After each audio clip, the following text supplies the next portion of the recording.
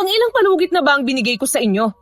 Ngayon, kung hindi pa rin kayo makakapagbayad, kukunin ko lahat ng paninda nyo. Kunin na lahat yan. Lagot na. Nandiyan na naman si Andrea. Hindi niya ako pwedeng makita. Wala pa akong pambayad sa kanya. Sa susunod na mangungutang kayo, siguraduhin nyo munang may pambayad kayo. Ang lakas-lakas mangutang at mga akong magbabayad, pero pag siningil na, puro paawa. Ay, nako! Sisa, eto na yung mga gulay na... Oh, ayos ka lang? Anong ginagawa mo dyan? Shh! Hindi ako pwedeng makita ni Andrea. Ha? Bakit naman? Bakit hindi ka niya pwedeng makita? Basta... Hindi na kailangan. Nakita na kita, Aling Sisa. Ano na ho? Anong petsa na ho? Kailan nyo balak magbayad? O baka gusto mong matulad ka kay Mang Andres, ha? Na hanggang ngayon, hindi pa rin makabangon mula sa ginawa ng mga tauhan ko sa kanya. Andrea, magandang umaga sa'yo. Magiging maganda lang ang umaga ko kung magsisibayad na kayong lahat. Inis na hinampas ni Andrea ang lamesang pinagpapatungan ng mga paninda. Dahilan upang mahulog ang ilang gulay na nakapatong doon. Kita niya sa mga mata ni Aling Sisa ang pagkainis na siya rin mabilis na pag-ugong ng mga bulong-bulungan pero hindi na niya yun binigyan pansin. Ma'am Andrea, hindi niyo naman ho kailangang hampasin ang lamesa. Ay, oo nga po, ma'am. Huminahon lang ho kayo. Huminahon? Bakit? May pambayad na ba yan, ha? Wala. Wala pa ho. Kita nyo na? Tapos gusto nyo akong huminahon? Pasensya na ho, pero matumal talaga ang kita nitong mga nakaraang linggo. Wala pa talaga akong maibabayad ngayon, pero... Tama na! Ayoko nang marinig ang mga palusot mo. Nangako ka sa akin, di ba? Babayaran mo ako ngayon. Kaya nasa na? Ay, mawalang galang na ho, Ma'am Andrea. Magkano ho ba ang utang ng kapatid ko? Ako na lang ho muna mag-aabono. Hindi na. Kuya, utang ko to kaya ako dapat ang magbabayad. May pamilya ka rin kailangang pakainin. Ayos lang. Magkano ba? 1,000. 1,000 ho? Teka, bakit 1,000 na? 500 piso lang ang utang ko, hindi ba? Oo, 500 piso lang ang inutang mo. Pero tumataas ang interes niyan sa paglipas ng mga araw na pinagtataguan mo ko. Kita ni Andrea ang pagpupuyos ng galit sa mukha ni Aling Sisa. Nanilisik ang mga mata nito at nanginginig ang labi. Muling umugong ang mga bulong-bulungan. Keso nagkamali raw si Andrea ng kinalaban. Mapaklas ang natawa at natigilan nang saglit na pumulang mga mata ni Aling Sisa. Ano yung nakita ko? May samaligno ba siya? O guni-guni ko lang yung biglang pagpula at pagkislap ng mga mata niya. Pasensya na ho kayo sa kapatid ko, ma'am. Nagkasakit ho kasi ang anak niya. Kaya yung perang dapat pambayad sa inyo, nagastos na pambili ng gamot. Hindi. Siguradong guni-guni ko lang yun. Malamang tinatakot lang nila ako. Diyan kayo nagkakamali. Ha! Napakasakiti naman ho yata ng anak nyo, Aling Sisa. Sisa, kumalma ka. Maraming tao sa paligid. Ayaw mo naman sigurong maging tampulan na naman ang usap-usapan, hindi ba? Eto ho, tanggapin niyo ho muna itong 300 piso. 300 piso? At anong gagawin ko rito? 1,000 ang utang ng kapatid mo. Sabi ni, walang pambayad ang mga to kaya dinadaan na lang ako sa paninindak. Kakaiba na talaga ang mundo. Ma'am, baka pwede hong hulugan ko muna. Paunang bayad lang ho muna yung 300. Magbabayad din ho kami agad. Sige, tatanggapin ko ang 300 pisong paunang bayad nyo. Pero... Salamat ho, Ma'am Andrea. Hindi naman ho pala totoong mabagsik kayo eh. Sisa, magpasalamat ka. Bilis. Salamat ho. Hindi pa nga ako tapos. Pero, kukunin ko ang mga paninda nyo. Ho? Lito, kunin lahat ng mga gulay na nakalatag dyan. Teka lang ho.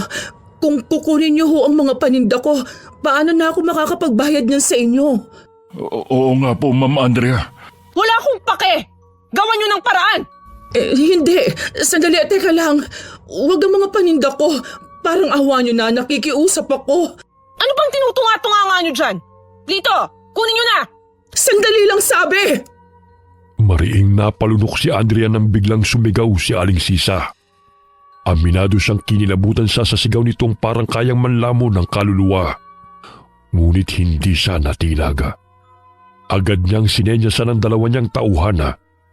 Pero mabilis din siyang napaatras nang walang kahirap-hirap na itinulak ni Aling Sisa ang lamesa at tumalsik ang dalawa niyang tauhana. Paano?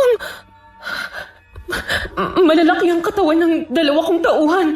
Pero paano napatalsik niya sila ng ganon-ganon lang? Dahil ba yun sa lamesa? Kung itutulak ko ba ito pabalik, tatalsik din ba silang dalawa? Ano ba itong iniisip ko? Sisa, maghunos dili ka. Maraming matang nanonood. Inuubos ng babaeng ito ang pasensya ko, Isagani. Sa paraan ng pagkakatingin niya, parang gusto niya akong patayin. O ba't siya pa talaga ang matapang? Ano ba? Pumangon kayo dyan, mga tanga! Ang lalaki ng katawan niyo! Babae lang yan! Ma'am Andrea, ako na ho ang humihingi ng pasensya sa nagawa ng kapatid ko. Huwag na ho nating palakihin pa ito. Nakikiusap ho ako sa inyo. Makikiraan ho. Makikiraan. Ano bang meron? Makikiusisa lang ho. Yung kapatid mo ang nagsimula eh. Bakit? Wala ba akong karapatang singilin kayo? Hindi ba namin pinaghirapan ng perang pinapautang namin sa inyo?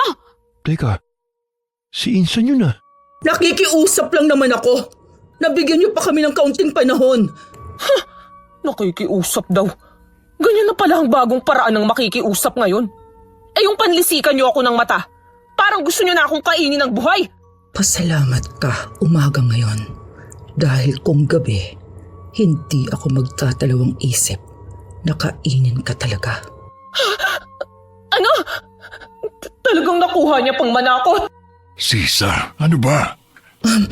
Hindi niyo ho ba naisip na kung kukunin niyo ang mga paninda ko, mas lalo akong walang maipambabayad sa inyo? Wala akong pake! Insan! Anong ginagawa mo rito? Kaya pala parang narinig ko ang boses niya. Ang alam ko, nasa Maynila to ah. Nabalitaan kasi namin ang nangyari sa negosyo ni Tito. Nagpunta ako para sana kamustahin kayong dalawa. Pasensya na ako kayo sa pinsan ko ah. At bakit ka nang hihingi ng pasensya sa mga yan?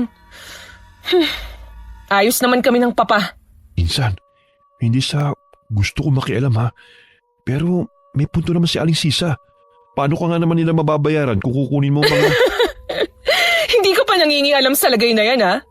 Kanino ka ba talaga kampi dito ha? Sino bang pinsan mo rito? Ako o sila? Insan, nakakaya na kasi. Skandalo na tong ginagawa mo eh. Iskandalo? Ako pa? Insan, natatakot lang naman ako para sa'yo. Paano ko pagkaisa ka ng mga tao rito sa baryo? Kahit pa sabihin natin may mga kasama kang tauhan, mas marami pa rin sila. Isa pa, hindi ko na gusto yung bulong-bulungan nila tungkol sa'yo. Anong bulong-bulungan? Tsaka, anong gusto mong gawin ko? Magpakabait ako sa kanila? Para gawin ulit nila sa akin ang ginawa nila noon kay Mama? Si Mama na walang ibang ginawa kundi magpakita ng kabutihan at malasakit sa kanila? Naintindihan ko kaya ka nagkakaganyan dahil sa galit. Pero Insan... Tama na. Itong tatandaan nyo ha? Babalik ako. Sisingilin ko ulit kayo. Lito, ikaw na ang bahalang maningil nitong iba pang mga nasa listahan. Kapag hindi nagbayad, alam nyo na ang gagawin. Tara na. Puisit. Ang aga-aga eh. Pinapainit nila ang ulo ko. Pasensya na ho kayo sa pinsan ko ah. Kong! Hintik na to. Pinsan ko ba talaga to? Pasensya na ho ulit. Araw-araw, parating ganun nagsisimula ang umaga ni Andrea. Iikot siya sa buong baryo para maningil ng utang. At kapag hindi nakapagbayad, ay walang awa niyang kukunin ng mga paninda o alagang hayop nito. Kaya naman naglalakad pa lamang siya sa kalsada, ay nagtatago na kagad lahat ng taong madadaanan niya. Ano nangyari? Day mo pa'y may nakakahawang sakit kung pagtaguan ka nila. Teka, Insan, hintay! Ano ba, Kong? Ang aga-aga eh. Kita mo ng bad trip yung tao, di ba? Nakisawsaw ka pa kanina. Pasensya na. Saan ka ba kasi pupunta? Sa impyerno. Ano, sama ka? Insan naman eh. Saan nga? Sa sementeryo. Magpapalamig ng ulo. Sama ako. Dalawin na rin natin si tita. Huwag ka nang sumama. Gusto kong mapag-isa. Sige na naman, Insan. Minsan na nga lang tayo magkasama eh. Bahala ka sa buhay mo. Bakit ka pala umuwi dito sa atin? Kagaya ng sinabi ko kanina, nabalitaan ko kasi nangyari sa negosyo nyo.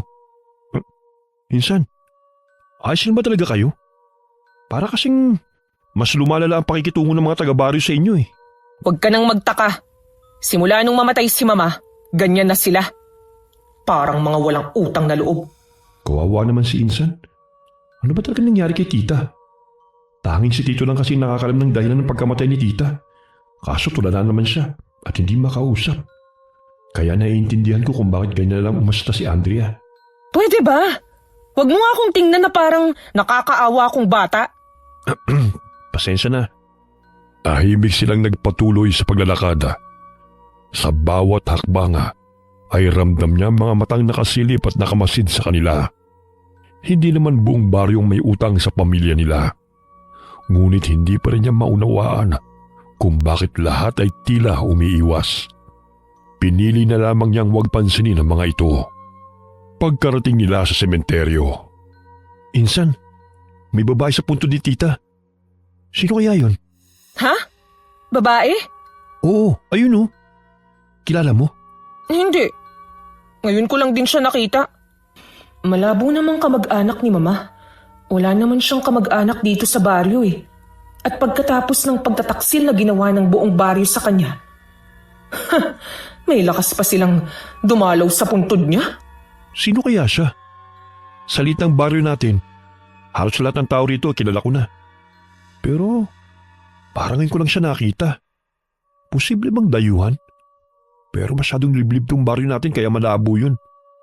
Oh, palis na siya pinsan. Manang! Manang! Sandali lang po! Insan tara!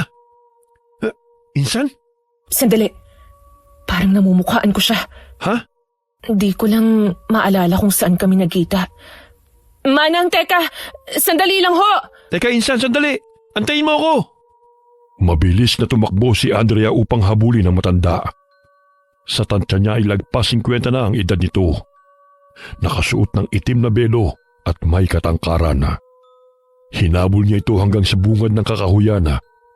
Ngunit nang akmang maabutan na niya, bigla na lamang itong naglaho na parang usok. Anong... namamalikmata lang ba ako? Bakit na tumigil? Asa na siya?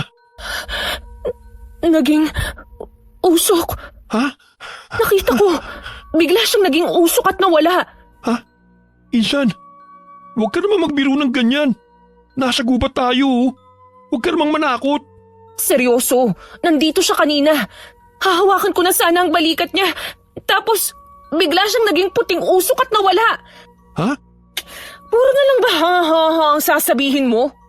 Kasi Insan, parang ang labo naman nun eh. Biglang naging usok, tapos naglaho. Ano yun? Magic? Seryoso nga ako. Mukha ba akong nagbibiro?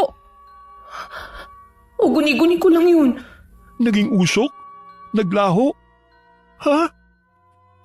Insan, hindi kaya... Hindi kaya ano? Hindi kaya engkanto yun? Engkanto? Bakit naman dadalawin ng engkanto ang puntod ng nanay ko? Oo nga no. Pero kasi wala namang taong biglang nagiging uso at naglalaho eh. Baka naman guni-guni mo lang yun. Ewan, hindi ko alam. Tara na nga. Pero asa na kaya yung matanda? Bigla siyang kinilabutan sa isipin na baka hindi nga tao ang nakita nila kanina. Ngunit ipinagkibit balikat na lamang niya yon. Lumapit siya sa puntod ng kanyang ina. Ngunit natigilan ng mapansin ang kakaibang bulaklak. Pilak ang mga talulot nito. Mabango. Ngunit taglay ang isang halimuyak na mahirap ipaliwanag. Anong klaseng bulaklak naman to? Insan, ano yan? Ang ganda naman yan. Teka, O bakit? masama ang kutob ko dyan eh. Sabi kasi nila, Kapag may bulaklak na ganyan, yung pilak ang talulot, hindi raw basta tanim ng tao yan. Madalas daw, regalo yan ng mga hindi tiga rito. Regalo? Teka, anong ibig mong sabihin sa hindi taga rito? Di tiga rito. Ibig sabihin nun, hindi tao. Minsan, ewan ko ha. Pero kung tutungang biglang naglaho yung babae kanina, baka nga hindi siya tao. At siya lang naman ang posibleng nag-iwan yan. Dahil siya lang naman ang naabutan natin dito, di ba? Sa bagay, may punto ka. Pero bakit parang pamilyar sa akin ang bulaklak na to? Akin na, Insan. Ako na magtatapon. Ha? Sige. Nag-aalangan man, iniabot niya kay Kong ang bulaklak. Sinundan niya ito ng tingin at pinanood habang inililibing ni Kong ang bulaklak sa may di kalayuan. Nagtataka man kung bakit yun inilibing ni Kong. Hinayaan na lamang niya ito at muling ibinaling ang tingin sa puntod ng ina. Mama, sino ho yung babaeng dumalaw sa inyo kanina? Ano ho ba siya? Kilala niyo ho ba siya? Napakarami ko hong gustong itanong sa inyo. Gaya na lang kung ano ba talagang nangyari noon. Puro malabong alaala lang ho kasi ang meron ako eh. At ang katotohanan, wala man lang ginawa ang buong baryo para tulungan kayo. Bigla na lang silang nanahimik pagkatapos ng lahat ng tulong na ibinigay niyo sa kanila. Sana lang pwede kong tanungin ng papa. Pero kahit tanungin ko siya, hindi niya rin naman ako masasagot. Kumusta na pala si Tito? Ganun pa rin. Tulala at hindi makausap. Sabi ng doktor, severe psychological shock daw. Nagpa-treatment si Papa, pero parang wala pa ring pagbabago. Sabi ng doktor, kailangan lang talaga ng oras. At siya lang din ang makakatulong sa sarili niyang paggaling. Kinalulungkot kong marinig yan, Insan. Kaya nga kung hindi mo ko masisisi kung bakit matigas pa rin ang puso ko sa mga taga-baryo. Dahil wala man lang silang ginawa noon para tulungan ng mama. Sa tuwing nakikita ko yung mahabang listahan ng mga taong may utang sa pamilya namin, mas lalo lang akong naiinis sa kanila. Iiyak mo lang yan, Insan. Nandito lang ako. Alam mo, malaking pasasalamat ko kay Tita. Kasi kung hindi dahil sa kanya, hindi ako makakapagtapos ng pag-aaral. Baka isang hamak na magsasaka pa rin kami. Isang magsasakang walang sariling lupa. At pasensya ka na rin ha. Hindi ko kasi masagot yung mga tanong mo eh. Wala rin kasi akong alam eh. Nagulat na nga lang din kami nang mabalita ang wala na si Tita.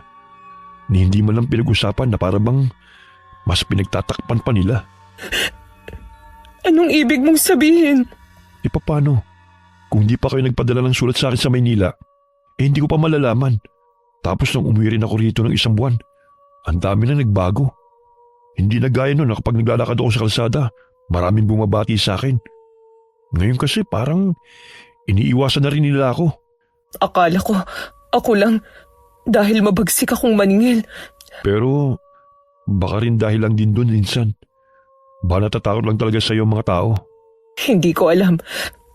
Pero pakiramdam ko, may alam silang hindi ko alam. Kaya mas lalo akong naiinis. Ano naman kaya yun? Yun ang aalamin ko. Insan, hapon na rin pala. Uwi na tayo. Mabuti pa nga. Habang naglalakad, hindi niya maiwasang balikan ang mga nangyari kanina. Hindi niya may paliwanag. Pero pakiramdam niya konektado ang lahat ng yun sa kanyang ina. Pagdaan nila sa bahay ni Aling Sisa, napansin niya ang pamilyar na bulto ng tao. Hindi niya alam kung bakit, pero mas lalo siyang kinilabutan. Umalis ka na at wag na wag ka na magpapakita ulit. Dahil kung hindi... Anong gagawin mo? Baka nakakalimutan mo lahat ng meron ka. Sa akin nang galing. Bakit ka huminto? Teka, bahay ito nila Aling Sisa. Huwag mong sabihin, balak mo pa siyang singilin ngayon. Insan naman, anong oras na? Aray! Shh! Huwag kang maingay dyan. Dito tayo, bilis. Aray, bakit ba? Ayun oh, hindi ba parang pamilyar yung matanda? Saan? Alin? Ayun, yung kausap ni Aling Sisa, di ba? May kausap ba siya? Bakit? Insan, bakit ganun? Yung kausap ni Aling Sisa. Oo nga. Pamilyar siya, di ba? Hindi. Insan, yung kausap niya. Tingnan mo. Naguguluhan man. Kunot no niyang sinundan ang tingin ng tinuturo ni Kong. At gano'n na lamang ang gulat niya nang makita ang malaking usok na hugis babae. May kulay pulang mga mata ito. Habang si Aling Sisay seryoso lang na nakatingin doon na para bang hindi man lang natatakot o natitinaga. Aray! Ano yun? Ang ulo ko. Yung malalabong alaala. Bakit pamilyar sa akin ang amoy at ang usok? Insan, umalis na tayo rito. Tara na. Insan, ayos ka lang? Bigla akong nahilo. Hindi ako natitinag sa'yo! Sisa! Pumasok ka na rito! Bilis! Itong sa'yo! Masyadong pambata ang mga laruan mo. Hindi ako kayang sumpirin ng simpleng asin mo lang. Kuya Isagani! Ayos lang ako. Pumasok ka na sa loob at puntahan ang anak mo. Pero paano ka? Ako nang bahala rito. Bagaman nahihilo, nakita niya na muling inatake ni Manong Isagani ang nilalanga. Sinabuhay nito ng asin ng lalaki. Ngunit agad siyang sinugod ng usok at natumba. Sa bawat paggalaw ng usok, lalong bumigat ang amoy nitong mabango na may halong lansa. Dahilan para lalong mahilo si Andrea. Kuya Isagani! Ayos lang ako. Hindi pa tayo tapos. Hindi ko hahayaang makuha mo ang kapatid at pamangkin ko. Itong sa'yo! Saan ko ba ito nakita noon? Ang amoy ngayon. Pamilyar. Ang ulo ko. Insan! Teka, ano ba nangyayari sa'yo? Hindi ka pwedeng mahimatay dito. Insan! Hangal ka kung inaakala mong kaya mo ko. Sisa, pumasok ka na sa loob. Kuya Isagani! Ako ang kailangan mo, hindi ba? Bakit hindi akong harapin mo? Sisa, wag. Nakikiusap ako sa'yo. Kuya, hayaan mo ko. Laban namin to. Hindi mo siya kaya. Pero, Isipin mo na lang ang anak mo. Pumasok ka na. kuya! Insan, ayoko pang mamatay. Tayo na! Teka, huwag mo akong yugyugin. Lalo lang akong nahihilo. Hindi!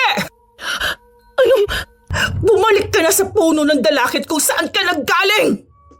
Mabilis na napasinghap si Andrea nang biglang maglaho si Aling Sisa. Sa sobrang bilis ng pangyayari, nasilay na lang niya ang isang bultong nakalutang sa ere. Natatakpan ito ng usok, kaya halos hindi niya maaninag. Ngunit may ginawa itong nagdulot ng malakas na sigaw. Kasunod ang paglaho ng usok at ang pagbagsak ni Aling Sisa sa lupa. Sisa! Ayos lang ako. Ano nangyayari? Wala na? Insan, tara. Umalis na tayo rito, bilis. Si Miro. Tayo na sa loob! Bilis! Insan, Ano nangyayari? Para akong nasusuka na hindi ko maintindihan. Parang gusto nang sumabog ng ulo ko sa sobrang sakit. Ano bang nangyayari? Insan. Dali, akin yung kamay mo. Kaya mo mang maglakad? Oo. Dahan-dahan lang. Insan? Teka, huy! Huwag ka mahimatay! Insan! Uy, Insan! Tulong! Tulong! May tao ba dyan? Teka, ano? Paano ba? Pumasan ka na lang sa likod ko, bilis! Bago pa man makapasan sa likod ni Konga, biglang umikot ang paligid ni Andrea. At bago pa siya tuluyang himatayin, nakita niya ang isang matandang babae. Pamilyar ang mukha nito at nakangiti pa sa kanya. Pagdilat niya, nasa isang madilim na lugar na siya. Isang lugar na puro tubig ang paligid. Nasaan ako? Anong lugar to? Kong! Papa! Nasaan na ba ako? Ang lamig. Ang lamig naman dito. Kong! Andrea, Mama? Mama, ikaw ba yan? Mama, nasan ka po? Andrea, malapit nang dumating ang tamang panahon. Malapit na. Ang alin po? Nasaan ho ba kayo? Mama! Nasaan ho ba tayo? Ano pong malapit nang dumating? Mama! Nandito ka sa tirahan ko. Sino ka? Andrea, malapit na. Andrea, gising ka na. Panaginip. Panaginip lang. Ayos ka lang. Pinagpapawisan ka. Tawagin ko lang muna ang doktor. Doktor? Nasaan na ba ako? Teka, kwarto ko to ah. Ay, nasa bahay na pala ako. Saglit na isinandal ni Andrea ang ulo niya sa ulunan ng kama. Makalipas ang ilang minuto, muling bumukas ang pinto at pumasok dito si Konga kasama ang isang doktora. Paglapit nila, agad siyang sinuri nito. Pagkatapos ay may ilang utos ang ibinigay kay Konga bago muling lumabas ng pinto. Ano? Kumusta? Nilalamig ka pa rin ba? Hindi na. Ano bang nangyari? Anong sabi ng doktor? Sabi niya, baka na-trigger lang daw ang trauma mo. Nabanggit ko rin kasi sa kanya na dinalo natin kanina si tita at may mga nangyaring kakaiba. Sabi niya, baka yun ang dahilan kung bakit ka biglang inapoy ng lagnat at hinimatay. Pero, ayos ka na ba talaga, Insan? Inapoy ng lagnat? Oo, nang madala kita rito kanina, bigla ka lang inapoy ng lagnat. Mabuti na nga lang din at nandito si Doc para sa regular check-up ng papa mo. Kaya natignan kanya kaagad. Sandali, binuhat mo ako pauwi? Mula sa bahay nila Aling Sisa? Nakaya mo akong buhatin? Oo, ang bigat mo nga eh. Halos mabali itong likod ko. Isa pa, wala naman akong pagpipilian eh. Sa takot ko na baka magpakita ulit yung usok, ginamit ko na lahat ng lakas ko para lang mabuhat ka pabalik rito. Ganun pala. Pero, yung usok, yung mga nangyari kanina, nakita mo rin yun, di ba? Oo, hanggang ngayon nga kinikilabutan pa rin ako pag naiisip ko yun. Alam mo, mas mabuti pang huwag na natin pag-usapan yun. Nananayo ang balahibo ko. Nakakilabot. Nga pala, sigurado ka bang okay ka na talaga? Oo, medyo mabigat lang ang katawan ko. Mabuti kung ganun. Maiwanan muna kita para makapagpahinga ka. Kong, May problema ba? sasabihin ko ba sa kanya ang tungkol sa napanaginipan ko? Pero baka mas lalo lang siyang hindi makatulog. Wala. Gusto ko lang magpasalamat. Ang papa pala, Nasa kwarto niya, nagpapahinga. ikaw pala, saan ka matutulog? Uuwi ka ba sa inyo? Baka hinahanap ka na nila tita. Ayos lang. Gabi na rin naman eh. Dito na lang muna ako makikitulog sa inyo. Saka, ito naman talagang sadya ko kaya ako umuwi eh. Sigurado ka ba dyan? Hindi mo naman kailangan gawin to eh. Isa pa, ngayon ka lang din bumalik dito sa baryo. Sigurado ako, gusto ka ring makasama ng mama at mga kapatid mo. Oo, Insan. Saka, ang dahilan din talaga ng pag-uwi ko dahil gusto kong tumulong sa negosyo nyo. Pambawi man lang. Maintindihan naman yun ni na inay. Isa pa, nagkasama naman kami nung nakaraang buwan nang umuwi ako rito. Oo nga pala. Sige, meron namang guest room dyan eh. Doon ka na lang muna. Ay, Insan, hinandaan pala kita ng lugaw. Ayun medyo malamig na nga lang. Sige kung ako na ang bahala dyan. Kainin mo bago ka matulog. Oo, sige na. Gusto ko na ring magpahinga. Sigurado ako. Nakita ko na yung bagay na yun noon. At yung amoy. Tama. Yun yung amoy ng bulaklak sa puntod ni Mama. At yung usok. Nung naging usok yung matanda. Ganon din yun. Magkaparehas. Hindi kaya... Siya rin yun? Pero sino ba talaga siya? Ang ulo ko. Parang sasabog sa sakit. Pilit niyang ipinikit ang mga mata at kinalimutan ang mga nangyayari. At marahil dahil sa matinding pagod, mabilis siyang nakatulog. Kinaumagahan, maaga siyang nagising at nagtataka na tila ba ang gaan ng pakiramdam niya. Taliwas sa naramdaman niya kagabi.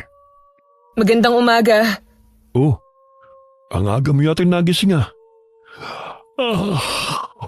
parang ang ganda pa ng gising mo Oo nga eh. Medyo nagtataka nga rin ako.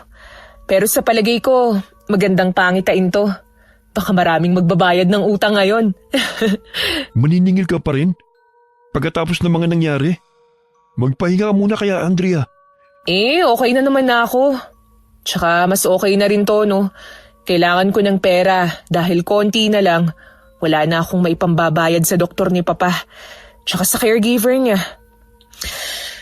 Ay, yung sakahan kasi, palugi na. Kaya huwag ka nang magreklamo at samahan mo ko. Hindi ba't kaya ka nga umuwi rito? Kasi naman, Andrea, insan, kinikilabutan pa rin ako pag naalala ko yung mga nangyari kagabi. Di pa rin ako makapaniwala. Nangyari talaga yun? Para kasing sa mga kwento at telebisyon lang nagkakatotoo mga ganon. Ako rin naman eh. Kaya nga kailangan nating bumalik sa baryo. Marami pa akong tanong na gusto kong mabigyan ng kasagutan. At hindi yun masasagot kung magmumukmuk lang ako rito sa bahay.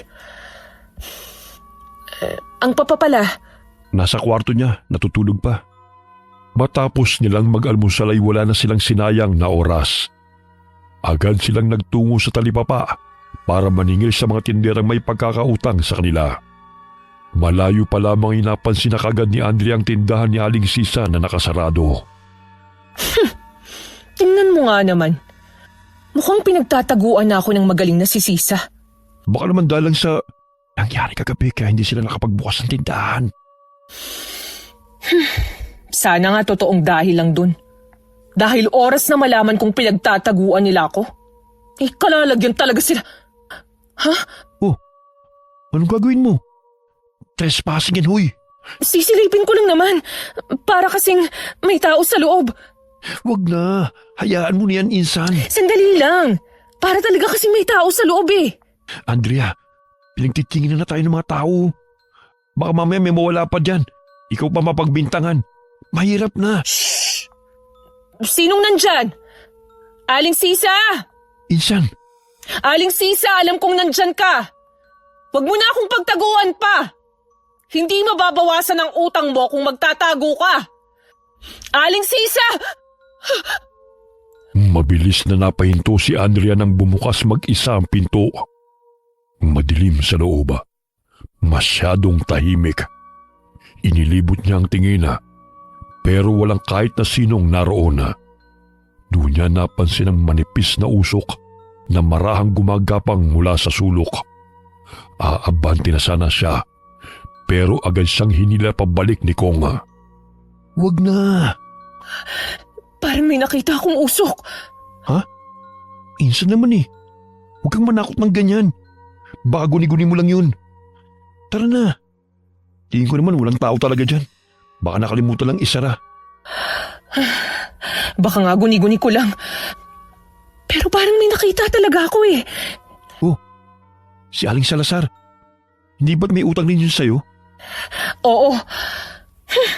Tara na nga. Tapusin na natin ang paniningil para mabawasan naman tong mahabang listahan ng mga walang utang na loob. Aling Salazar! Nakita ko na ho kayo! Hindi nyo na kailangang magtago!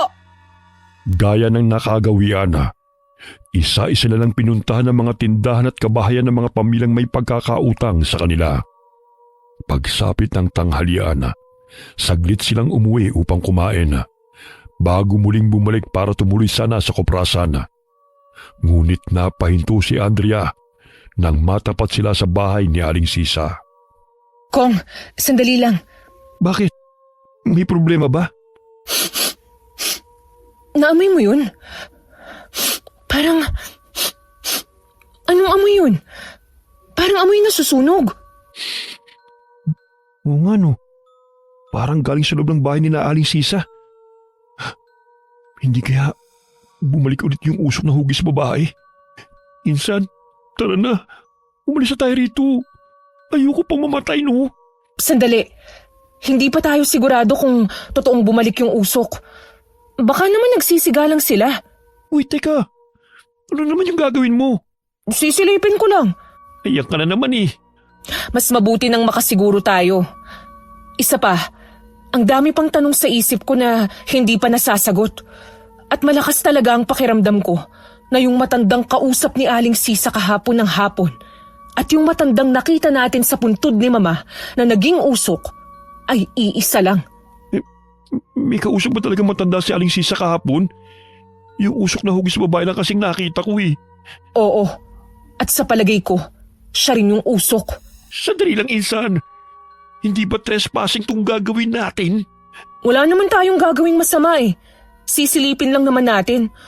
Tsaka mahirap na. Ano, baka mamaya may sunog na pala. Teka nga, ikaw ba talaga yan? Totoo ba yan ha? May pakialam ka kina Aling Sisa? Ayos ka lang ba? Tingin ko, may sakit ka ba? Ano ba? Ayos lang ako. At anong nag-aalala ako sa kanila? Nag-aalala ako sa utang nila. Aba, sino na ang magbabayad nun kung may mangyayaring masama sa kanila, di ba? Sayang din yun, no? Iba ka talaga, Insan. Huwag ka nang maingay dyan. Ano bang sinusunog nila? Bakit sobrang nakakasulasok naman ang amoy? Insan, ako natatakot dito sa gagawin natin eh. Daig pa natin ang espiya. Shh! Huwag kang maingay. Tingin ko, doon nanggagaling ang amoy. Tara, dito tayo. Hoy, Andrea, Insan, susuong ka talaga dyan. Para ka namang tik-tik niyan eh. Sira? Tik-tik? Sa silong? Pwede sigbin. Shh! Huwag ka namang maingay. Sinong nariyan? Ang ingay mo kasi. Lagot talaga tayo nito. Shh! Meow! Meow! Seryoso ka ba? Shh! Baka pusa lang yon, huwag mo na lang pansinin. Paano na ngayon, Kuya Isagani? Ano nang gagawin natin? Para namang hindi bumubuti ang lagay ng anak ko. Baka dapat ipatingin na natin siya sa doktor. Hindi na tumatalab sa kanya itong mga halamang gamot ko eh. Wala akong makita. Kainis naman na usok na to. Ang hapdi sa mata. Insan, umalis na tayo rito. Bago pa may makakita sa atin. Insan, tara na. Huwag kang magulo. Doktor, hindi doktor ang kailangan ng anak ko, Kuya Isagani. At isa pa, wala nga akong pera pambili ng ulam. Tapos yung tindahan pa. Sampain nawa! Wala na ba talagang nakita ng kahit kaunting awa sa Andrea na yon? Talagang nilimas nila yung tindahan. Ano raw? Abay, sira ulo pala tong Aling Sisa na to eh. Nilimas? Ako? Wala nga akong ginawa. Hindi nga ako naningil sa kanya ngayong araw. Shh! Insan, baka marinig ka. Ay, nakakatiyak ka ba na siya nga may gawa? Masamang mambintang, Sisa. Yun ang sinabi ng mga tao sa talipapa. Bakit naman sila magsisinungaling? Isa pa, siya lang naman ang pwedeng gumawa nun. Kong, tigilan mo ko. Susugurin ko tong aling sisa na to. Sana ginawa ko na lang. Ako rin naman palang mapagbibintangan.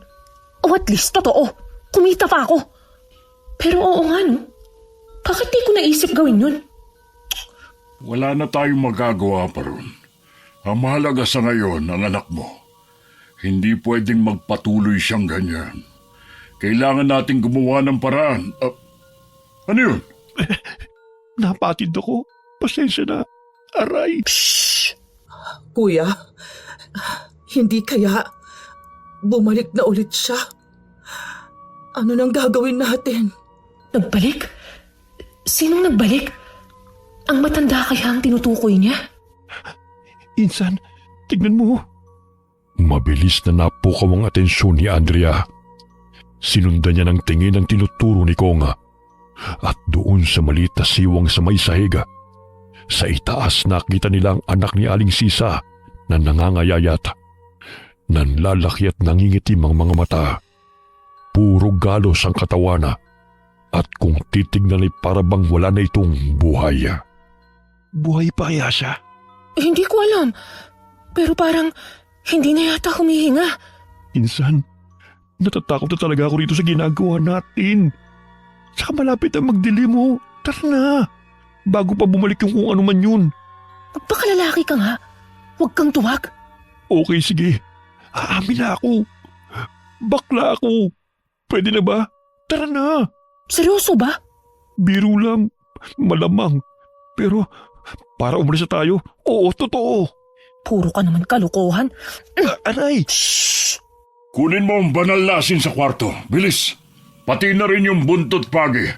Tignan natin kung may magawa pa yan lecheng dalakit nun na yan.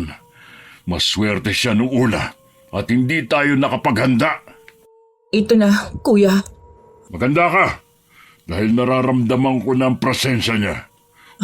Kuya, paano kung maulit ang nangyari noon? Paano kung... Huwag kang mag-isip ng ganyan, Sisa. Hindi mangyayari sa'yo nangyari noon kay Ma'am Almia. Almia? Insan, tama ba yung narinig ko? Si Tita Almia? Ang mama mo? Kung ganun, may alam nga sila sa nangyari kay Mama noon. At posible rin talagang konektado ang matandang yun sa nangyari kay Mama. Insan, Ano ba yun? yung usok. Biglang napalingon si Andrea. Mula sa silong na kanilang pinagtataguan, nakita nilang usok na unti-unting gumagapang. Dahan-dahan itong naiipon sa iisang lugar hanggang sa mabuwang hugis ng isang tao. Saglit na kuminang ang mapulang mga mata nito bago tuluyang naging normal ang itsura. Sinasabi ko na nga ba, siya yung nakita natin sa puntod ni Mama. Siya nga yun, Insan. Pero, paano... Hoy, ano na naman ba? Saan na naman pupunta? Eh di tatanungin ko siya. Tatanungin ko siya kung anong ginagawa niya sa puntod ni Mama. Kung anong alam niya. At kung sino ba siya. Napapaliw ka na ba? Lalapitan mo talaga? Baka may maisama ka pa niya sa mundo niya. Sige, ikaw rin. Pero kung baka matulungan niya akong maalala ulit yung mga nangyari noon kay Mama. Baka may alam siya. Hindi mo ba nakita yung ginawa niya kay Aling Sisa at Manong Isagani? Insan naman, mag-isip ka naman. Paano na si Tito, ha? Sige, paano ng papa mo kung pati ikaw mawala sa kanya? Mag-isip ka nga. Huwag kang padalos-dalos. Anong gusto mong... Ano yun? Si Aling Sisa, Insan. Umalis tayo rito. Halika na. Hindi. Hindi ako aalis hanggat hindi nasasagot lahat ng tanong ko. Ano ba? Huwag nang matigas ang ulo mo. Halika na. Hindi mo naiintindihan eh. Ang daya lang kasi na para bang lahat sila may alam. Pero ako, wala. Kong, wala kang alam sa hirap na pinagdaanan ko nung mamatay si Mama. Simula nun, nagkandaleche-leche na lahat. Ako ang sumalo noon lahat. Namatay si Mama. Nandun ako. Pero puro malalabong alaala lang ang meron ako. Si Papa, nakita mo naman yung lagay niya, di ba? Hindi ko nga siya makausap eh. Wala akong mapaglabasan ng sama ng loob. Yung negosyo, ayun, nalulugi na.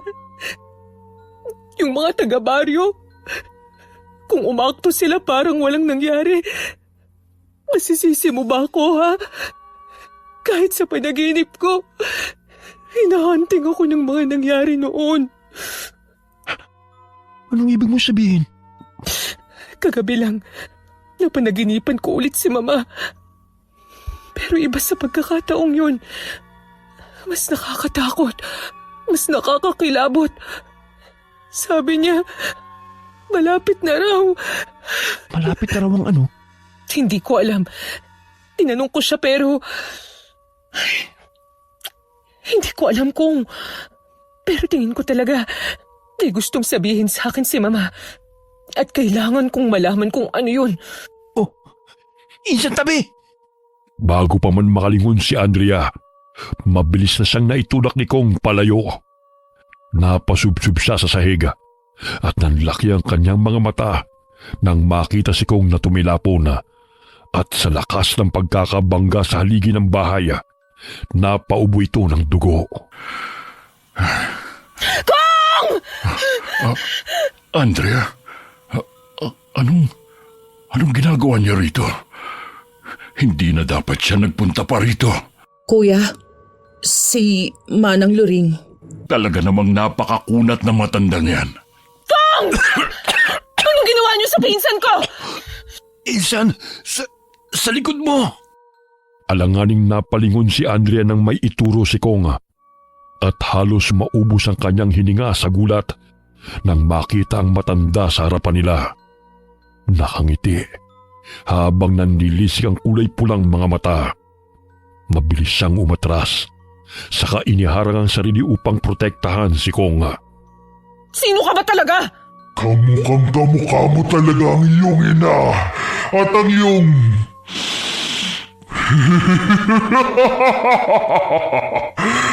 Taglay mo pa rin. Sino ka? Bakit mo kilala ang mama ko? Huwag mo na siyang idamay pa rito, Loring. Kami naman talaga ang sadya mo, hindi ba? Sagutin niyo ang tanong ko! Anong alam niyo? Anong alam niyo sa pagkamatay ni Mama? Huwag kang lalapit! Sisa, pumasok ka na sa loob at ilayo mo na rito ang anak mo. Paano ka, kuya? Ako na ang bahala. Tatapusin ko ng dapat matagal ko nang tinapos. Pero... Sige na! Kuya, gamitin mo tong mutya ng dalikit nun para makatakas rin kayo rito. Alam ko, wala itong gaanong epekto sa kanya dahil sa kanya rin nagmumula ang kapangyarihang meron to. Pero... Hindi. Gamitin mo yan pang protekta sa inyo ng anak mo. Ano ba? Sagutin mo ang tanong ko! Sino ka? Anong alam mo? Ngayon na! Loring, humanap ka ng katapat mo. Etong sayo! Mabilis na kinabig ni Andreas Kong palayo nang biglang sumugod si Manong Isagani sa dalakit noon. Ngunit sa mismong sandali na tumama ang buntot pagi sa katawan ng nilalang, tila bang hagupit ng sakit ay dumaloy din kay Andrea. Dahilan para mapaluhod siya at mapasigaw sa sakit. Insan! Manong Isagani! Ang nilalang na yan ang kalaban nyo, hindi ang pinsan ko! Insan! Insan! Paano? Hindi ko tinamaan si Andrea. Pero paano? Hindi maaari. Paano nangyari ito? Isinakripisyo ni Ma'am Almi ang buhay niya para putulin ang sumpa. Pero bakit? Hindi niyo mailalayo sa akin ang anak ko! Anak ko siya! Hindi siya sa'yo! Hindi! Sisa! Anong nangyari? Bakit ako naapektuhan ng masaktan siya? Noong nakaraang gabi, Insan! Andrea! Ano ba nangyayari sa'yo? nakaramdam rin ako ng... hilo nang maging usok siya atakihin ni Manong Isagani. Ano bang sinasabi mo? May hindi tama rito kung may tinatago sila sa akin. Bakit ako apektado? Alam mo, mas mabuti pa umalis na tayo rito. Hindi ko alam po anong nangyayari pero wala tayong laban sa kanila. Tara na, tutulungan kitang tumayo. Mamatay ka na, Lorraine! Ha? Bakit walang talab sa dalakit nun ang buntot pagi ko? At tila si Andrea ang sumasalo ng lahat ng sakit nun. Hindi ako papayag na kunin mo ang anak ko! Mabilis na nabaling ang atensyon ni na Andrea kay Aling Sisa. Muling nag-anyong usok ang dalakit nun at ang puntirya nito ay ang anak niya. Ngunit bago pa man ito makalapit, may inilabas si Aling Sisa. Isang kwintas na kulay itim. Itinaas niya yun at mula roon sumiklab ang kakaibang liwanag. Hindi ito puti, ngunit nakakasilaw ito at tila bumabalot sa paligid. Hindi pa tayo tapos. Babalik ako. Kukunin ko ang batang yan. At Andrea, babalikan kita, anak. Ano yung kakaibang liwanag na yun? Asa na siya? Anak? Aray! Sisa! Diyos ko, anak. Muntik na tayo doon. Kuya, Ayos lang ba kayo? Nasaktan ka ba? hindi naman kuya. Pero ang anak ko, Ano yun? Ayos ka lang? Para akong napaso. Napaso saan? Parang may apoy na dumaloy sa ugat ko nung lumiwanag. Aray! Panahon na rin siguro para malaman mo ang totoo, Andrea. Totoo? Anong totoo? Hindi tayo ligtas dito sa labas. Doon tayo sa loob mag-usap. Teka, paano kami nakakasiguro na wala kayong gagawing masama sa pinsan ko? kung wala kayong tiwala sa amin, pwede na kayo umuwi. Sigurado ako, ligtas kayo doon sa mansyon nyo dahil marami kayong tauhang pwedeng magprotekta sa inyo. Kung wag na, gusto ko ring malaman ng totoo. Tayo na sa loob kung ganon. Insan, hindi kaya totoo yung hinala natin. Tignan mo yung anak ni Aling Sisa. Para talagang wala na siyang buhay. Tignan mo yung mga kuko.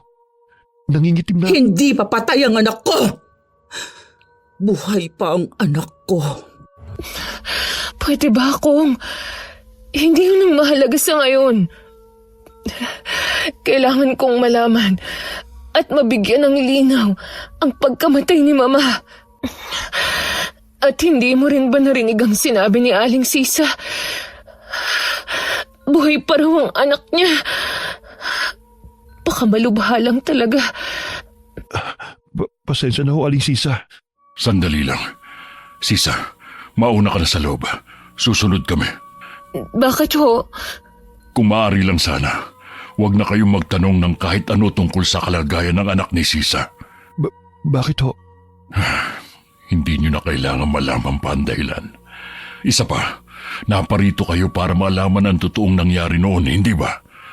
Gusto nyo ng kasagutan patungkol sa totoong nangyari kay Ma'am Almia. Yun ang sadya nyo, hindi ba? Oho.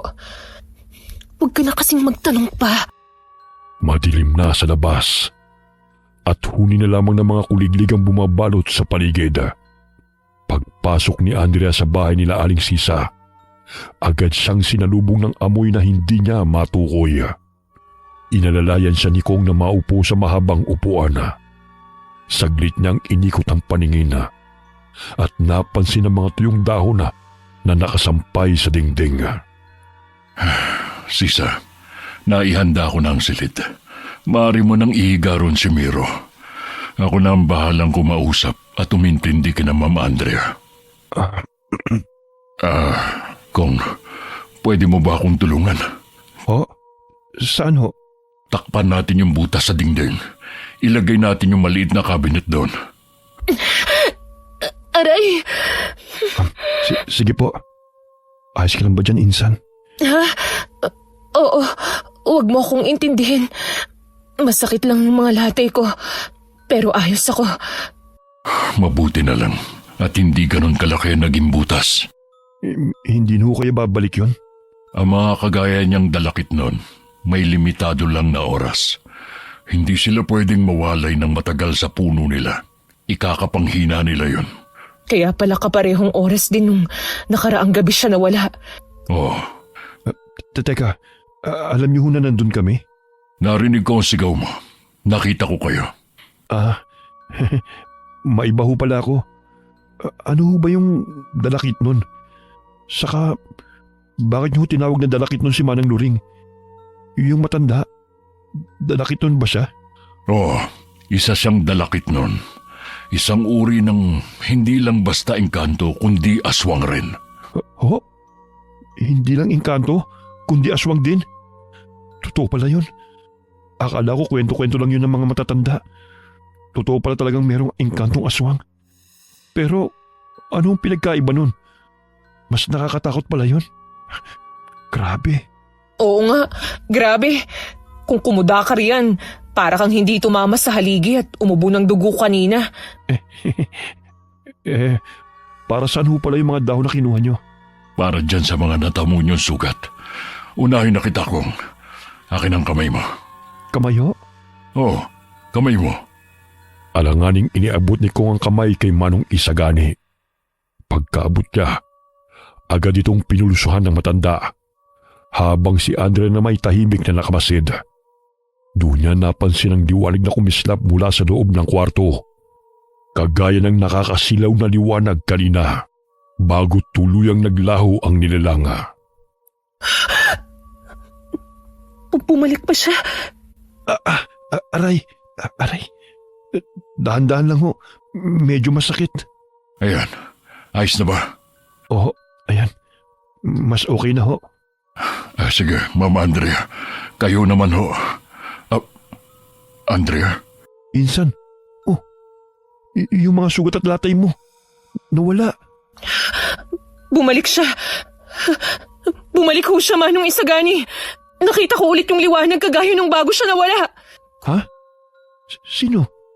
Yung dalakit nun? Yung matanda? Hindi siya nagbalik.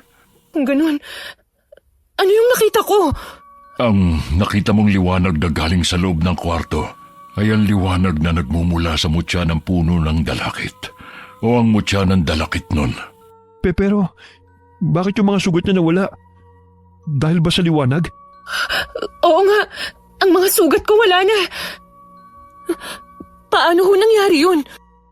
Mabilis silang napatigil nang biglang bumukas ng marahasang pinto ng kwarto at lumabas doon si Aling Sisa na aligaga.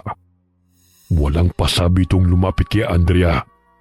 Isa-isang sinuri ang mga braso niya na parabang may hinahanap. Saglit siyang natigilan. Saka pinukulan si Andrea ng masamang tingin. Baka sa kanyang mukha ang pagod, pagkadismaya at desperasyon na. Asan na? Anong ginawa mo? Ho! Asan na? Anong ginawa mo? Bakit nawala ang mga latay at sugat mo? Bakit yung sa anak ko hindi? Bakit yung sa'yo naghilom? Aray! Aray ko! Aling Sisa! Nasasaktan ho ako! Anong ginawa mo? Paano naghihilom ang mga sugat mo? Sisa! Sisa, kumalma ka! Kuya! Oo nga ho, Aling Sisa. Kahit ho kami, hindi namin alam kung paano gumaling ang mga sugat niya. Kuya, bakit ganon? Bakit naghihilom ang mga sugat niya? Bakit si Miro hindi? Bakit? Hindi ko rin alam. Siguro dahil mas bata si Miro. Mas mahina ang katawan niya At ano, kuya? At siguro dahil sa sakripisyong ginawa noon ni Ma'am Almia para kay Andrea.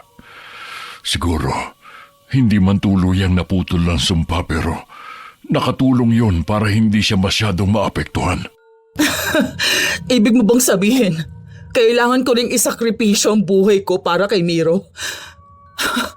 Humiling ako ng anak para may makasama ako. Tapos ngayon, Kailangan kong mamatay para mabuhay siya. Asan ang hustisya doon, kuya?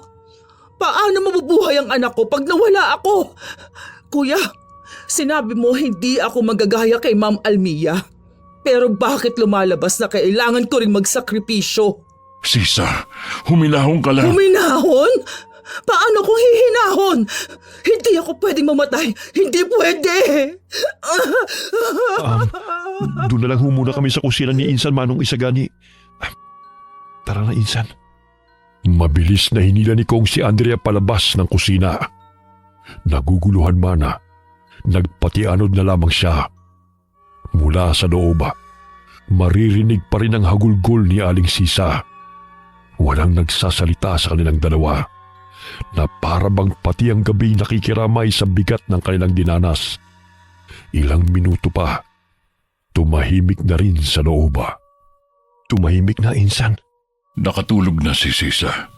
Pwede na kayong pumasok. Alam ko kung sinabi niyo na huwag na kaming magtatanong ng kahit ano tungkol sa anak ni Aling Sisa. Pero ano ho ba talagang nangyari sa anak niya?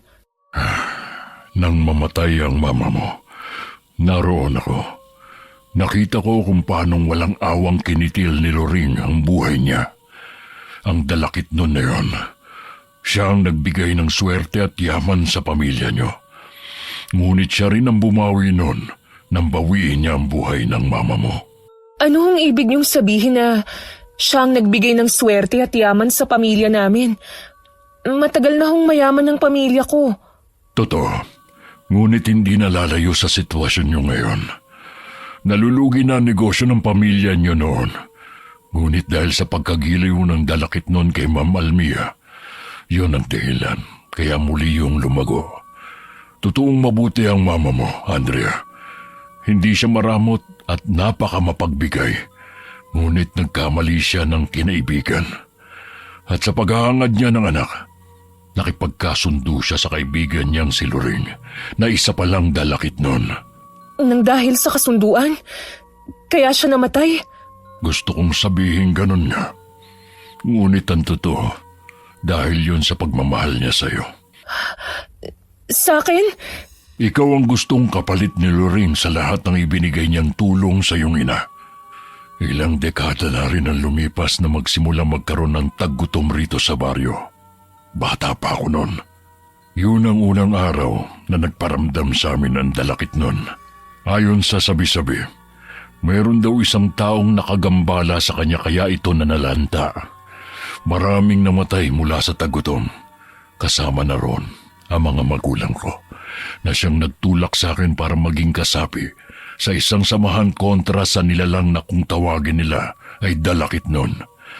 Kami ang tumugis kay Manang Loring at noong araw na namatay ang iyong ina, akala namin natapos na rin namin siya pero hindi pa pala. At ngayon, mukhang nagsisimula na siya. Ganun pala ang nangyari. Pero bakit o itinago ng buong baryo kay Insan ang totoong nangyari?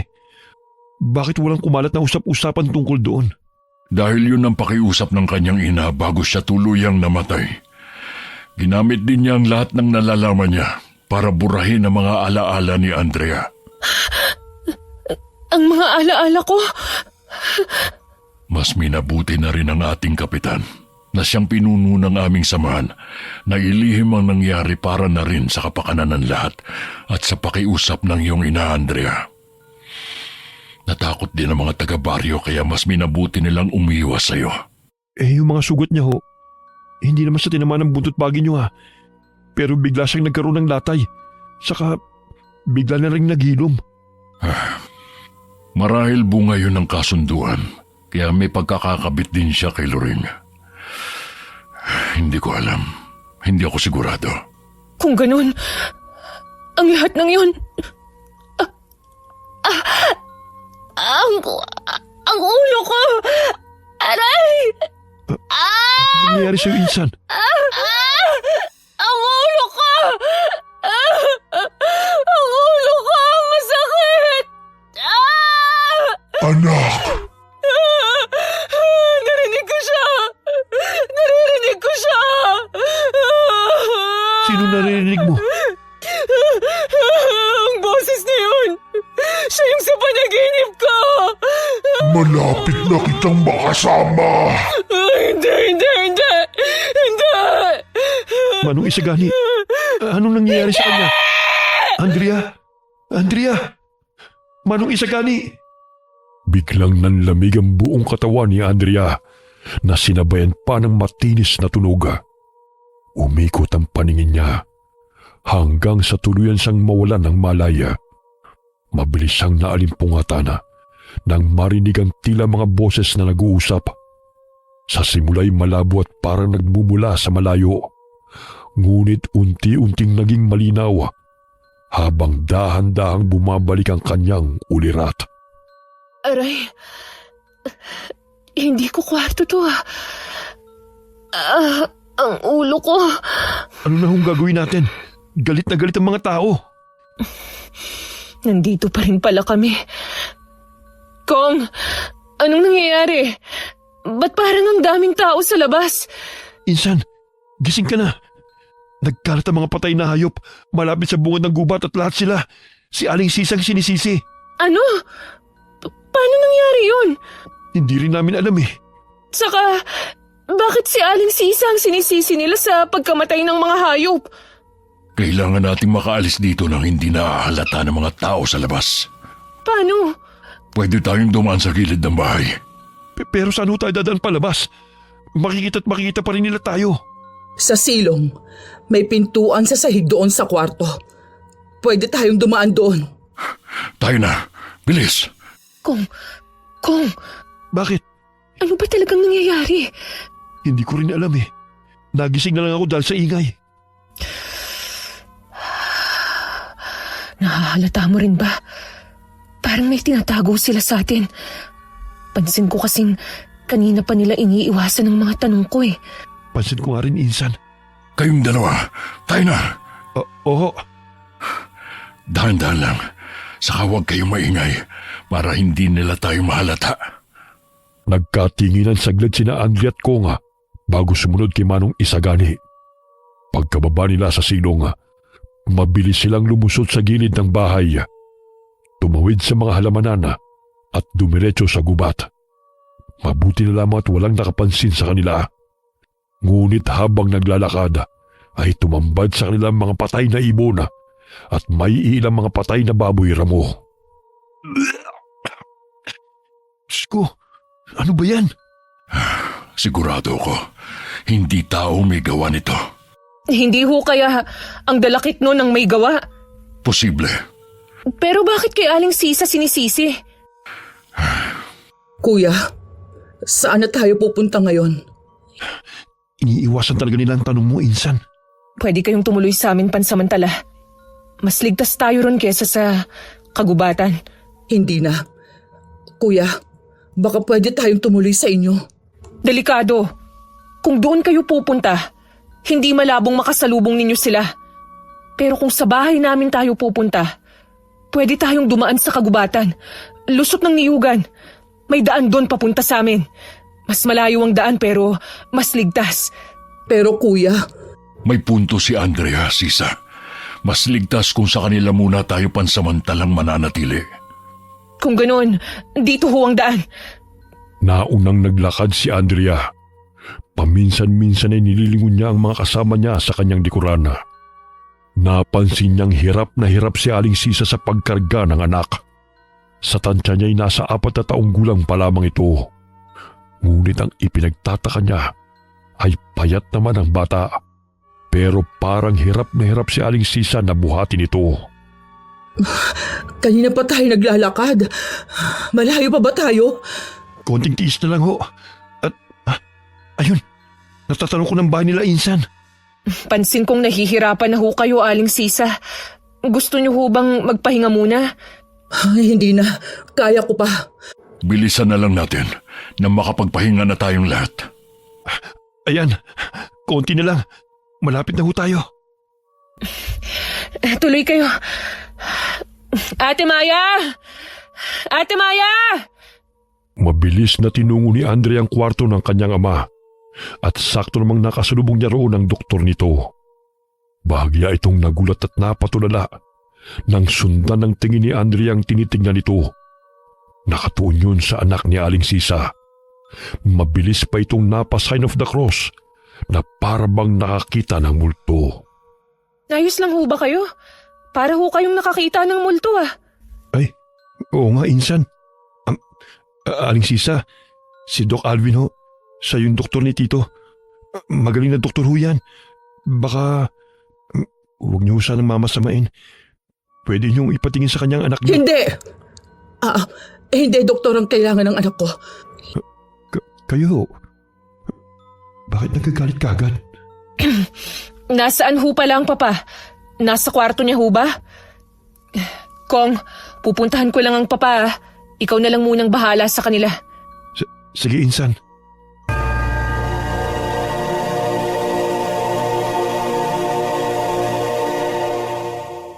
Papa! Nariyan ho ba kayo? Tinitingnan niyo na naman ho pala ang litrato ni Mama. Ang bigat ho siguro para sa inyo, ano? Nakita niyo lahat pero wala man lang kayong nagawa. Alam ko na ho lahat, Papa. Unti-unti na rin hong bumabalik ang mga alaala ko. Patawad ho, ah. Kung ako pa ang naging dahilan ng pagkawala ni Mama. Huwag ho kayong mag-alala. Pagbabayarin ko ang lintik na luring na yun sa ginawa niya sa pamilya natin. Maiwan ko ho muna kayo.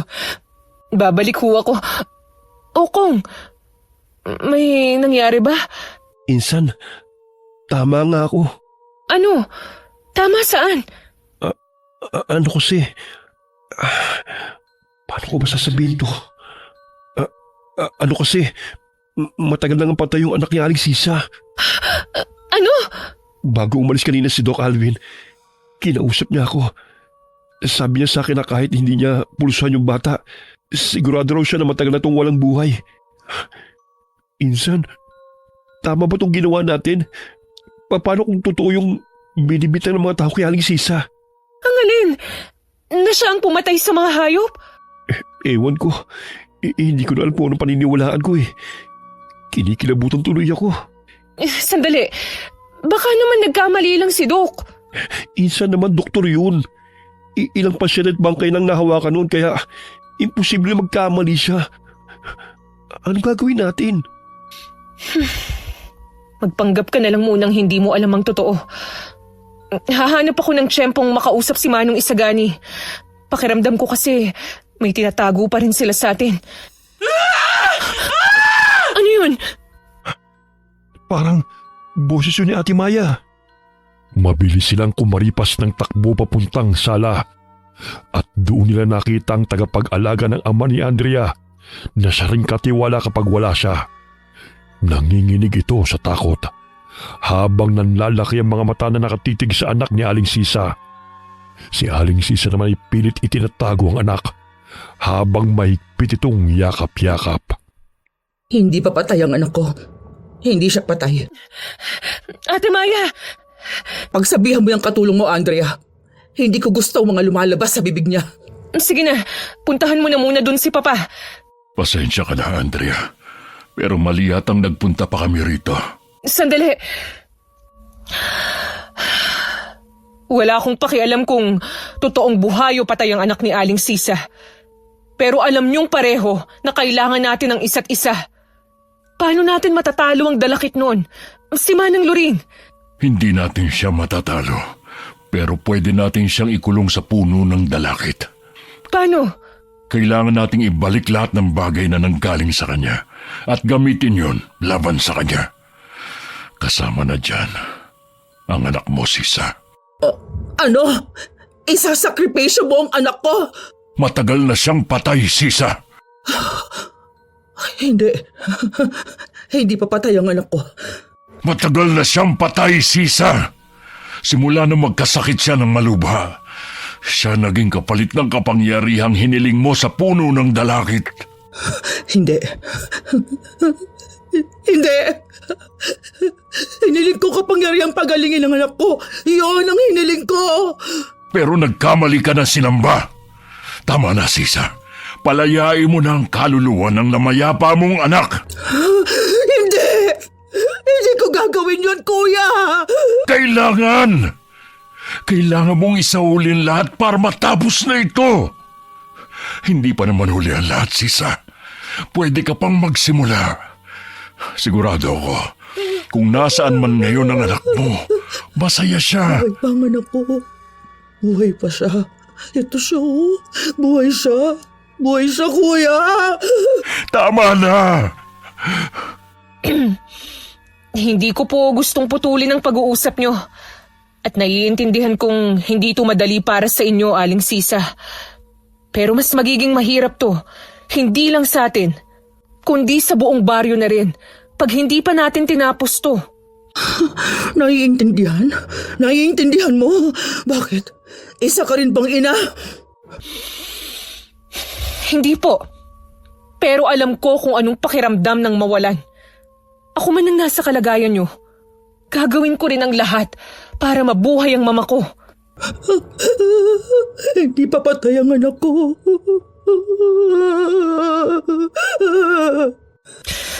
Aling Sisa, hindi na natin mabubuhay pa ang patay. Buong buhay ko, bit-bit ko ang bigat ng pagkawala ni Mama. Hindi lang ina ang nawala sa akin, pero pati ang sarili kong ama. Oo, buhay siya, pero hindi ko naman makausap. Pakiramdam ko rin, tinalikuran ako ng buong baryo, kaya ako naging malupit. Pinagkaitan ako ng katotohanan. Pero ikaw, ayun na, pilit nang sinasampal sa'yo ang totoo.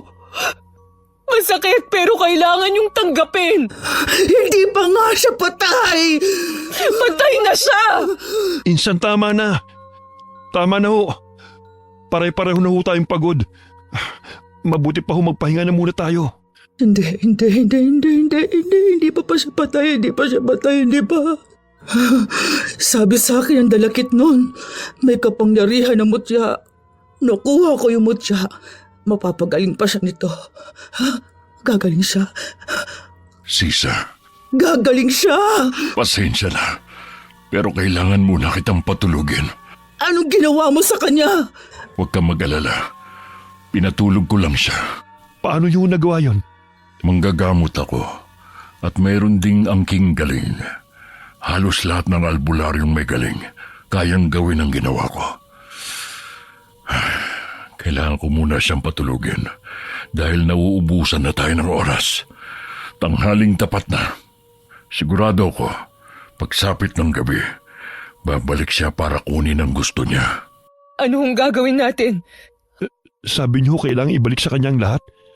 Ano yung ibabalik ni Andrea? Huwag niyo hong sabihin, kailangan kong mamatay. Sigurado akong may bagay na iniwan ng matandang yon sa iyong ina. Yon ang kailangan mong ibalik. Ano naman yun? Bagay? Ay, Insan, yung bulaklak sa punto ni tita. Oo nga! Pero nilibing mo yun sa simenteryo, di ba?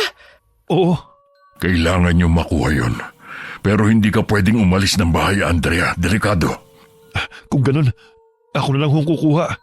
Sige. Ito, dalhin mo yan para protektahan ang sarili mo. Ano naman ho ito? Mabisang pangontra yan. Humayo ka na. Ha? Ngayon na ho? Sabi ko nga ho eh. Mag-iingat ka rin Andrea, pwede mo ba akong tulungan? Ikalat natin tong asin sa buong bahay niyo. Kailangan din natin magpausok ng insenso at kamangyan. Sige ho. Mabilis silang naglagay ng asin sa paligid. Ngunit bago pa man matapos, isang mahinang pag-ungulang nanggaling sa silid ng ama ni Andrea.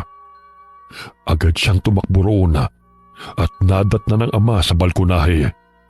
Nanginginig, hirap na umuungol at nakatitig sa malayo na para bang may nakikitang nakakatakot. Papa! Papa! Anong nangyayari? Ate Maya! Ate Maya! Papa! Pwede ko ba siyang matingnan? Sige ho, hahanapin ko lang si Ate Maya. Sige. Ate Maya! Ate Maya! Asan na ba siya? Ang sabi ko, bantayan niya si Papa eh. Kumusta ho? Bakit bigla na lang siyang nangisay at umuungol? Hindi naman ho siya ganyan eh. Ngayon lang nangyari na nagkaganyan siya. Ay, ano bang nangyayari? Bakit naman ngayon pa, Papa? Saglit siyang natigilan sa kakalakad nang mapansin ang isang bulto ng tao mula sa malayo. Masyadong malayo para maaninag niya ito. Pero mabilis niyang nakumpirma kung sino yun nang bigla na lamang itong maging usok at maglaho. Mabilis na gumapang kay Andrea ang kaba. Nakita ko si Manong Loring. Manong Isagani, ipasok ko natin si Papa, dali! Sigurado ka ba sa nakita mo? Hindi ho ako pwedeng magkamali. Insan! Insan! Si Kong, bakit nagbalik na siya agad? Kong, anong nangyari? Nakuha mo ba? Bakit ang bilis mo? Yung mga tao! Ang dami nila! Hindi ko alam kung paano nila nalaman. Pero papunta na sila rito. Ano? Yung bulaklak, nakuha mo ba? Oo, ito. Tinakbo ko lang. Ay, hinihingal pa ako. Teka lang. Paano na ho ngayon? Ang bulaklak na yan. Hindi yan isang ordinaryong bulaklak lang. Yan na nga yun. Kailangan may pumigil sa mga tao. Kailangan natin magsagawa ng ritual. Alam ko na. Kong, hanapin mo si Lito at utusan mo ang iba pang tauhan natin para pigilan sila. Ako ulit? Oo, hanapin ko si Lito. Manong Isagani, saan ho natin isasagawa ang ritual? Sa mismong tirahan niya, sa puno ng dalakit. Puno ng dalakit? Pero malayo rito ang totoo niyang tirahan. Hindi tayo makakapunta ron. Alam ko na ho, may puno ng dalakit sa likod bahay namin. Katapat mismo yun ng kwarto ni Mama noon. Pero hindi na namin ginagamit ang kwarto na yun ngayon. Pwede na ho kaya doon? Oh, pwede na yun. Pero paano ho ang Papa? Ligtas ho ba siya rito? Insan, natawag ko na sila. Ayun, tamang-tama. Kong, Ako na naman?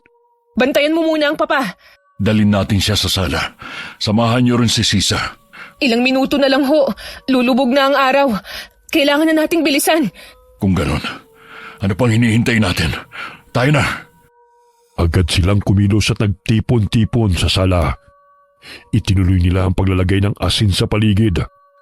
Nagpausok din sila ng insenso at kamangyan. At nang matapos, bit-bit ang anak ni Aling Sisa at ang mutya ng dalakit, ay mabilis nilang tinungo ang nasabing kwarto. Mula sa labas, kita na ang pagkulay kahel ng langit. Kita rin doon ang mayabong na puno ng dalakit. Nagiging kulay kahel na ang langit. Ano na hong gagawin? Susunugin natin ang katawan ni Miro kasama ng bulaklak. Ho! Doon, kailangan nating mas lumapit. Pwede mo ba akong bigyan ng ilang minuto? Gusto ko lang magbigay galang sa pamangkin ko. Kahit sa huling sandali. Hayaan mong ipagluksa ko siya. Sige ho. Saglit na lumayo si Andrea. Pinanood niya mula sa balkonahe si Manong Isagani na dinala si Miro sa puno ng dalakit. Naglatag ng tuyong dahon at maingat na inihiga roon ng bata. Ipinatong sa dibdib ang bulaklak, saka nagsaboy ng asin sa paligid. Pagkalipas ng ilang sandali, gumalaw ang kanyang labi na tila umuusan ng dasal. Miro, patawarin mo kami sa bigat na sakripisyong ito. Hindi ka na namin kayang iligtas pero sa pagsasauli sa puno ng dalakit, makakamit mo ang katahimikan. Naway matahimik ka na at hindi na muling magdusa. Sumalangit na ang iyong kaluluwa. Amen. Hindi ho ba natin gigisingin si Aling Sisa? Hindi na. Magwawala lang siya ulit. Kailangan na natin magsimula bago pa tuluyang dumilim. Ako magsasagawa ng ritual. Ang kailangan mo lang gawin, manatili sa loob ng bilog na asin na ginawa ko sa kwarto. Kapag natapos na, gamitin mo ang kutsilyo at hiwain ang palad mo. Ipatak mo ang dugo sa mutya, saka mo to basagin. Paano ho kayo? Hanggat nasa bilog ako, ligtas ako. Isa pa, hanggat nasa akin tong buntot pagi, mapoprotektahan ko ang sarili ko. Magsimula na tayo. Agad na pumwesto si Andrea at sinunod ang bilin sa kanya. Habang si Manong Isagani sinimulan na ang ritual. Sa umpisa'y kalmado ang lahat. Hanggang sa unti-unting bumigat ang hangin. Nang akmang sisindihan na ni Manong Isagani ang mga dahon, biglang may gumapang na usok. Mabilis na naalerto si Andrea. Samantalang nanatiling kalmado si Manong Isagani. Narito na siya. Andrea, maganda ka.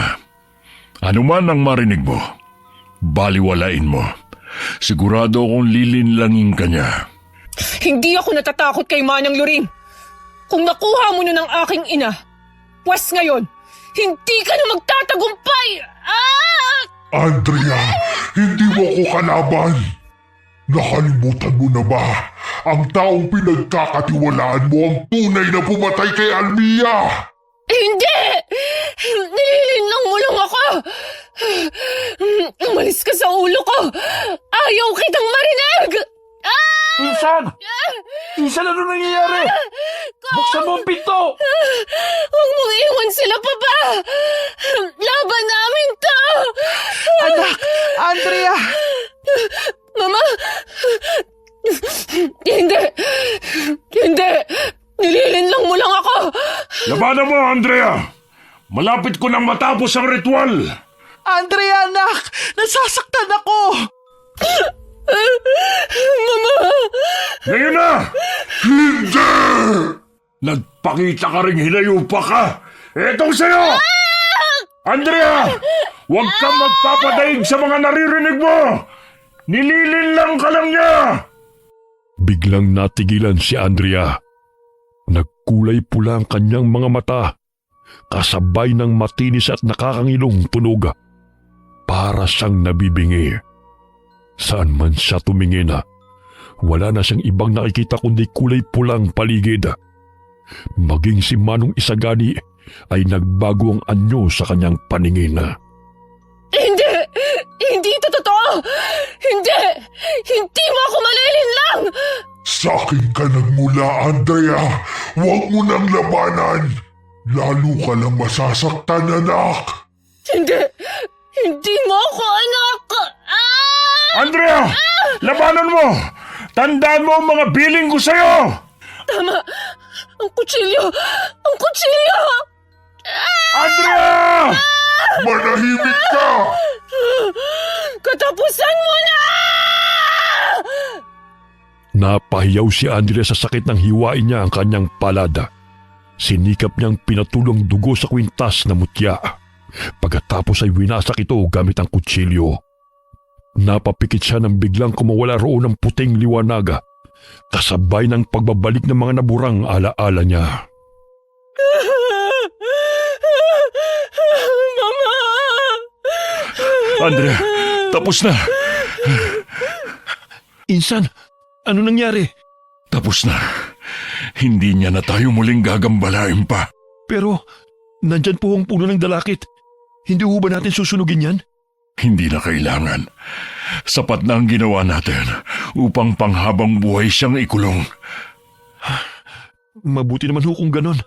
Miro! Bigla silang natigilan nang marinig ang palahaw ni Aling Sisa.